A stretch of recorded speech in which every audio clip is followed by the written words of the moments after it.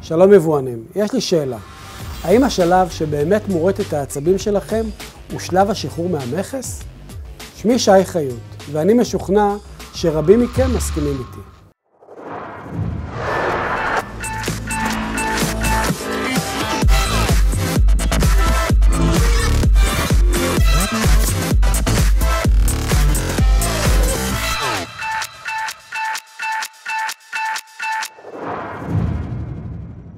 השלב שבו אנחנו מחכים לראות שהכל עובר חלק ושהסחורה עבור לקוחותינו לא תעוכב במכס, הוא אחד מהאתגרים בכל שרשרת השילוח.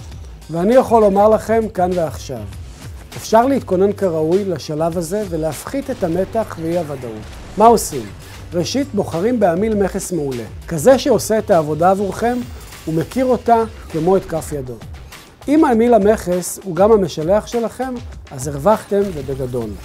כמה מילים על תפקידו של עמיל המכס. נוכל לראות את זה כאן בשקף שאנחנו מציגים. 1. הוא הנציג שלנו מול רשויות המכס. 2. הוא מסווג את הסחורות. 3. הוא מעדכן את היבואן בנוגע לדרישות בהן צריך לעמוד המוצר ביבוא ולגובה תשלום המכס. 4. חשוב לא פחות אולי מהחשובים בתפקידיו, הוא בודק מהם התקנים או הרישיונות הנדרשים ביבוא הטובין לישראל. איך עמיל המכס מסווג את הסחורה? 1. השלב הראשון הינו רישום. בשלב זה הספק רושם את הסיווג הנכון של הסחורה בגוף החשבונית, מה שנקרא HS Code. 2. בשלב השני התייעצות. השלב הינו הכרחי, כאשר הסיווג נתון לפרשנות ואסור לוותר עליו, אם מעוניינים לצמצם עלויות וטעויות נוספות. השלב השלישי פירוט. כל סחורה המגיעה ארצה צריכה לכלול פירוט, בנוגע לחומרים מהם היא עשויה ולמטרות השימוש. ככל שהמוצר מורכב, יש חשיבות גבוהה יותר לפירוט.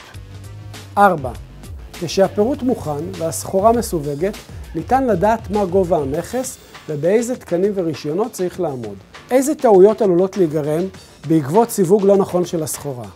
לדוגמה, תשלום מיותר וגבוה מהנדרש במכס. במקרים בהם הסיווג מוביל לתשלום נמוך ממה שהיה צריך להיות, הפרופיל של היבואן במכס יוחתם, ובהמשך הטובין שלו יועברו ויועקבו לבדיקות מחמירות ומיותרות. עיכוב סחורה במכס בעקבות אישורים או תקנים שלא נלקחו בחשבון, וכעת צריכים להמציא. איך אפשר לצמצם עיכובים אפשריים במכס? ככל שתהיו יותר שקופים ומדויקים בדיווח, כך תהנו מתהליך חלק ומהיר. חשוב לדעת שכל יבואן מקבל מהמכס דירוג שנקרא פרופיילינג. זאת באמצעות כרטסת ממוחשבת שמרכזת את כל המידע עליו, כולל מקרי עבר, גירעונות והון. כמובן שיבואנים בעלי דירוג נמוך יהיו נתונים לביקורת גבוהה יותר מצד גורמי המכס. הנה לפניכם דוגמה למסמך סיווג סחורה, תראו עד כמה הוא מורכב. מסמך סיווג סחורה הצהרת יבוא, שבו מציינים את כל הפרמטרים של פרט המכס, אחוז המיסוי, מע"מ ברשומון וכדומה. אז גם בשיעור הזה למדנו הרבה. אלו פרטים חשובים לסיווג סחורה, איך להימנע מעיכובים במכס וכיצד לצמצם עלויות. אל תשכחו להצטרף אלינו גם לשיעורים הבאים, ועד אז יבוא מצוין וסיווג מוצלח לכולם.